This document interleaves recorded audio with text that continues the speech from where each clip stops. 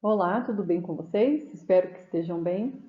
Eu me chamo Jennifer Cristina Biscarra Belli, sou médica veterinária graduada pela PUC-PR, mestre em ciência animal também pela PUC-PR. Hoje sou doutoranda do LABEA, Laboratório de Bem-Estar Animal da UFPR, e eu vou continuar conversando com vocês a respeito de dor.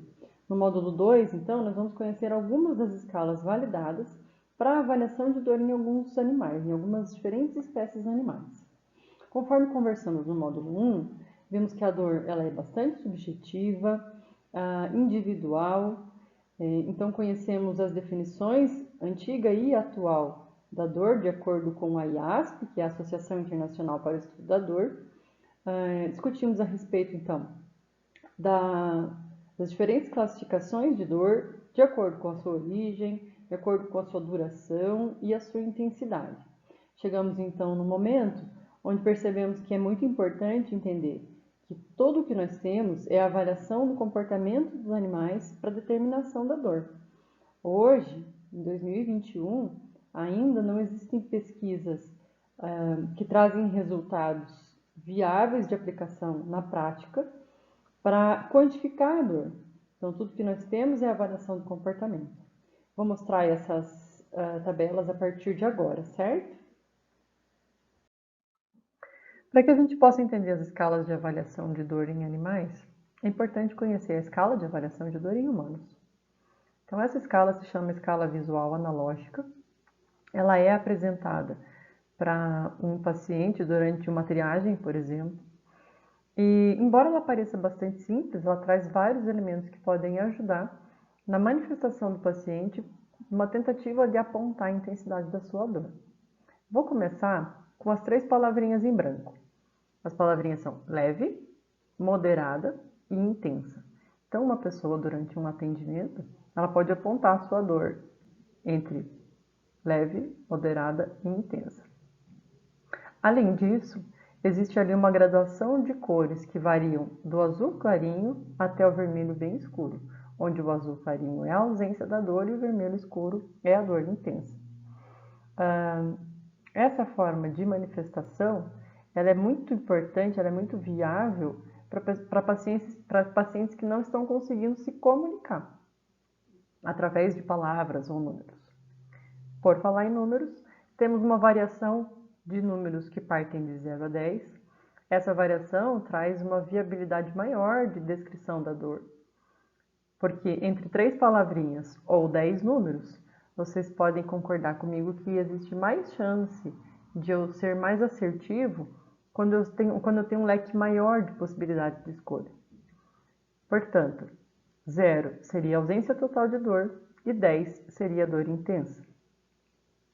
Além disso, nós temos nessa mesma tabela, nessa mesma escala, manifestações de expressões faciais.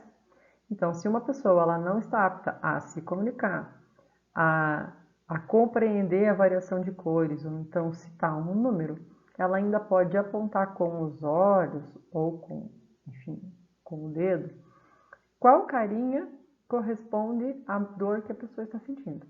Então, as carinhas, observem, vão variando dentro de alguns aspectos que eu já falei para vocês no finalzinho do módulo 1. Arqueamento de sobrancelhas, tensão facial. Então, essa escala traz as palavras, os números, a variação de cor e ainda as expressões, as caretinhas de expressão facial. Então, essa escala vai trazer para um médico, para um profissional da área da saúde, uma informação bem próxima de ser precisa sobre a dor do seu paciente. Eu vou começar apresentando para vocês a escala de dor de Colorado. Ela é uma escala bastante rica em elementos.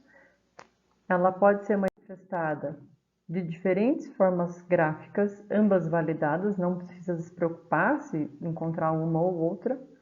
Ela também contempla a avaliação de dor em felinos. Eu vou mostrar cada uma delas com mais detalhe agora. Então, vamos explorar a tabela de avaliação de dor para cães de Colorado. Antes de mais nada, observem que aqui do lado esquerdo existe uma régua que varia de 0 a 4, com graduações a cada 0,25, ok? Essa é uma régua que pode ser preenchida por qualquer tipo de avaliador que já conheça a tabela, a escala. O que a escala traz? Então, aqui a Universidade do Colorado, a data, a hora da avaliação, e aqui logo abaixo. Importante fazer a avaliação quando o animal está acordado. Se o animal estiver dormindo, então ele não deve ser avaliado de acordo com essa escala, certo? Se o animal não pode ser abordado, também é importante checar os sinais vitais e avaliar a terapêutica, certo? Essa parte da tabela, ela é para ser preenchida pelo avaliador quando ele está presente, né, durante um atendimento desse animal. Então, aqui nesse quadradinho, geralmente vem os dados do paciente, certo? Então, aqui, do lado esquerdo, como eu já falei, essa régua, ela pode ser graduada de acordo com essas imagens aqui do lado direito dela.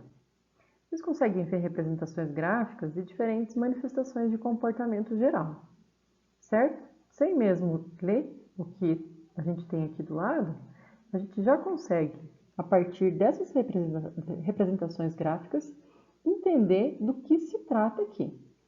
Lembra da escala visual analógica que eu acabei de mostrar para vocês? Onde o azul claro era ausência de dor e o vermelho intenso era dor intensa? Segue a mesma lógica. Então, a partir da observação do animal de forma geral, eu já consigo graduar nessa régua, mais ou menos, a dor que esse animal aparenta estar sentindo.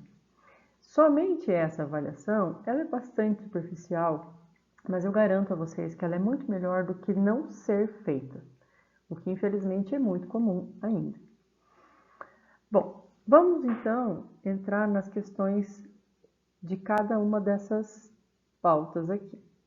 Nessa primeira coluna, nós vamos avaliar esse animal de forma a entender o seu estado psicológico e o seu comportamento. Então, quais são as opções que eu posso marcar? Lembrando que eu posso marcar mais de uma opção, ok? O animal está confortável enquanto está descansando? Ele se manifesta feliz e contente?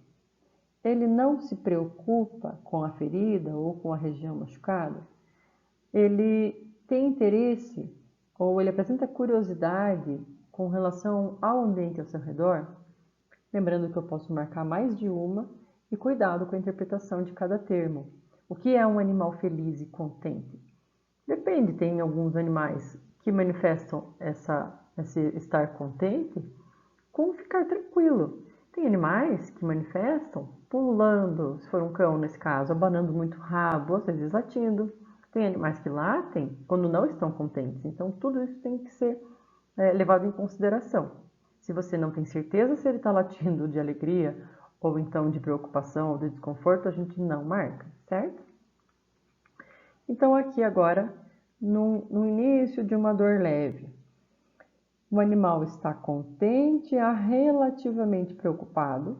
Então, ele oscila entre tranquilidade, interação e preocupação.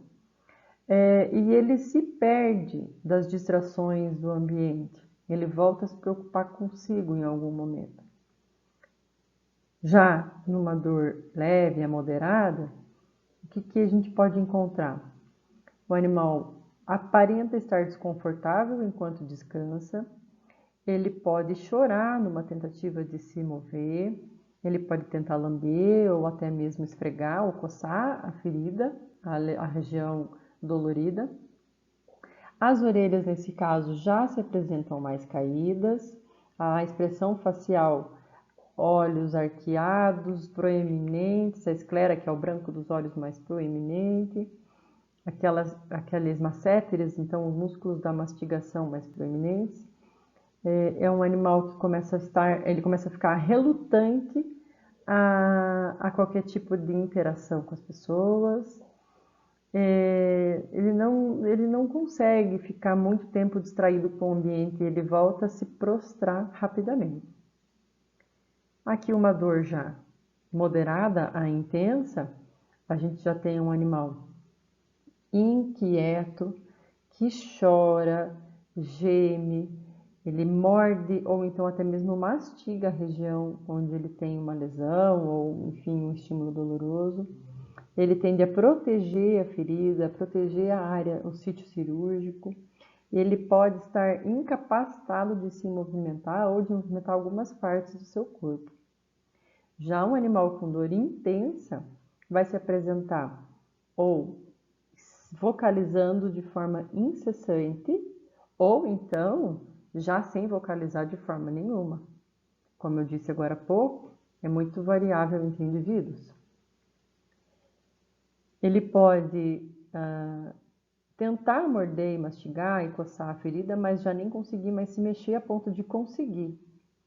Ele praticamente não responde mais a nenhum estímulo externo e não se distrai da dor com nada, nem com comida, nem com brinquedo, nem mesmo com a presença, por exemplo, de um proprietário ou de alguém que ele gosta muito. Então, esses são os itens apontados na coluna, onde a gente pode, então, estabelecer uma quantidade de dor com base nas manifestações psicológicas a partir do seu comportamento. Nessa outra coluna, a gente tem aqui resposta à palpação. Então, considerando que eu tenho acesso a esse paciente, eu consigo manipulá-lo, eu posso, então, determinar a quantidade de dor dentro desse score, né, a partir das respostas à palpação. Então, um cãozinho que não se incomoda com a palpação próxima ou distante à ferida cirúrgica ou uma área dolorosa, é um animalzinho que está com ausência ou dor leve. Um animalzinho que tem uma dor leve, ele pode reagir à ferida cirúrgica a partir de um olhar, de uma pequena tendência a se mover quando a ferida cirúrgica é palpada. Um animal que já tem uma dor moderada, ele pode chorar, ele pode fazer uma manifestação mais imediata, mais explosiva, na intenção de proteger a área ferida. Mas assim, sem envolver agressão, sem envolver nenhuma manifestação ainda mais importante. Agora, se a dor ela é de moderada a intensa, aí o animal pode ter alteração de padrão respiratório na tentativa de tentar se proteger do sofrimento e da dor. Ele pode ficar bastante dramático, então chorar, gritar, tentar morder, tentar se proteger de uma forma mais evidenciada. Quando o animal está com uma dor muito intensa, ele pode estar chorando o tempo inteiro, palpando ou não. Então, ele pode experimentar uma situação chamada de alodinia. A alodinia é um momento em que a dor é tão intensa que já não há mais noção de onde ela está sendo gerada. Então, por exemplo, o animal passou por um procedimento cirúrgico, por exemplo, na cauda, e eu toco a orelha e esse cão grita. Então, quando a dor é intensa, já não há mais certeza de onde está a origem do processo doloroso. Esse animal pode ficar bastante agressivo, mas lembrem-se que existe uma linha muito tênue entre uma reação bastante exacerbada a essa situação aqui de atonia. Então, um animal que pula, grita muito, ele pode estar com muita dor intensa sim, e um animal que já não reage mais, mas não responde ao ambiente, não come, não consegue se distrair da dor, também pode ser um animal com dor intensa. Cuidado! Bom, com relação à tensão corporal, então, quais são os itens? A tensão corporal é mínima na ausência da dor ou na dor leve. Na dor leve, pode ser uma média, uma pequena média tensão corporal, então é um animalzinho que está um pouquinho mais alerta, né? Na dor moderada, a tensão corporal também é moderada. Então a gente consegue observar até alguns pequenos tremores, dependendo do grupo muscular, onde a tensão é maior. Onde a dor é intensa, de moderada a intensa, também a gente consegue observar esses tremores, porém a tensão ela também passa a estar presente nessa região peitoral, de pescoço. Quando o animal tem uma dor intensa, ele pode ficar tão tenso que ele não se mexe, certo? Ou não se mexe porque já está em atonia, ou não se mexe porque está em profunda agonia. A tabela de avaliação de dor para gatos é muito semelhante, traz parâmetros bastante semelhantes à do cão. O que eu não apresentei na tabela canina, eu vou apresentar aqui agora, essa parte aqui de baixo. Nós temos um gatinho do lado esquerdo e do lado direito. Aqui, o avaliador vai marcar com um círculo onde esse animalzinho está mais tenso a palpação. Vai marcar com um X onde no corpo desse animalzinho está mais quente. E vai marcar com um quadrado aonde ele não mexe de tanta tensão. Então, a bolinha é a resposta de tensão à palpação. O X é o calor e o quadradinho é a área tensa. A gente percebe a musculatura bem rígida. Eu vou apresentar para vocês agora, então, as tabelas Grimace Scale, as escalas Grimace. O que é Grimace em inglês? É careta. Então, nós vamos observar as expressões faciais para avaliar a dor dos animaizinhos utilizando essas escalas. Então, nós temos a avaliação de dor em ratos, camundongos, coelhos, cavalos.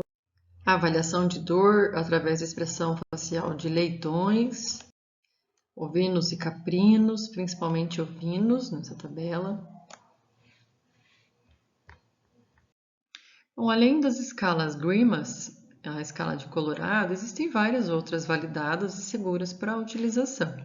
Essas escalas elas sempre vão gerar um score no final de cada avaliação.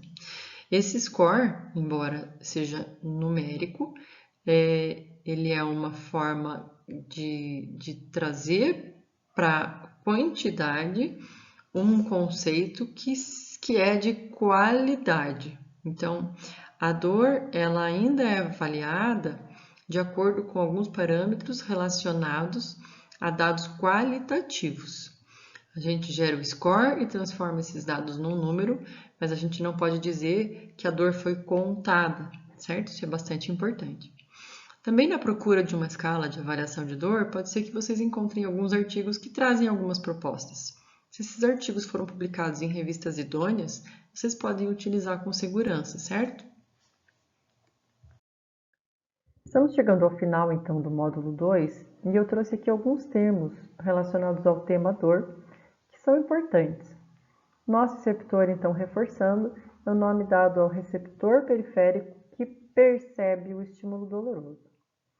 Limiar a dor é um termo bastante conhecido e ele se refere à quantidade mínima de estímulo doloroso capaz de gerar uma resposta algésica, ou seja, uma resposta dolorosa no indivíduo. Lembrem-se que o limiar a dor ele é variável no mesmo indivíduo, considerando o mesmo estímulo doloroso. Hoje eu posso ter um estímulo doloroso determinado e ter uma resposta, e aquele foi o meu limiar de dor. No dia seguinte eu posso ter exatamente o mesmo estímulo e suportar mais ou então suportar menos essa dor a ponto de ter uma resposta mais ou menos exacerbada. Então, limiar a dor significa qual que é o mínimo do estímulo doloroso que gera uma resposta algésica dolorosa. Alodinia, como eu falei agora há pouco para vocês, é um termo que se refere à ausência de resposta dolorosa em presença de estímulo que não é nocivo, que não gera dor. Ela é muito presente em casos de dor intensa ou então de dor crônica de longa duração, quando a resposta dolorosa vem de um estímulo não doloroso numa região onde não tem, então, uma lesão, por exemplo. A algesia é a presença de dor. Hiperalgesia é a presença de muita dor. A hiperalgesia primária é aquela que é causada diretamente no ponto que recebe o estímulo doloroso. Então, aquele estímulo doloroso provavelmente vai gerar uma dor leve, porém, aquele indivíduo naquele momento tem uma reação bastante exacerbada. Isso se chama hiperalgesia primária. A hiperalgesia ela também pode ser secundária, então, uma resposta dolorosa próxima do local onde houve o estímulo doloroso, também bastante exacerbado. A analgesia é, então, uma tentativa farmacológica ou, então, através de outras terapias complementares, de reduzir ou anular a dor. A hiperestesia é também um termo utilizado em outras áreas da área de saúde, mas dentro desse tema dor, é a sensibilidade aumentada a um determinado estímulo. Então, por exemplo, cócegas, a gente pode chamar de hiperestesia. Aqui diga que cócegas doem, então aí a gente já não está mais chamando de hiperestesia, aí a gente já está chamando de um fenômeno algésico. Cuidado com alguns termos não se aplicam a animais. Termos como nevralgia, dor referida, a gente não usa. Por quê? Porque são termos que dependem do relato dos animais. Trouxe aqui o significado da nevralgia, que é a dor numa região inervada, ou então de um grupo de nervos. Quando existe, por exemplo, uma protrusão discal, uma hérnia de disco, existe uma lesão na área da coluna, mas a dor ela acontece, por exemplo, no nervo ciático, é uma nevralgia, uma dor de um nervo que está sendo comprimido lá na coluna, mas a dor ela é sentida até o pé, por exemplo. Um animal não consegue me dizer isso, mas eu consigo, através de um exame clínico bastante detalhado, determinar que ele tem essa dor. Cuidado! A gente não pode usar em alguns termos de forma muito generalista.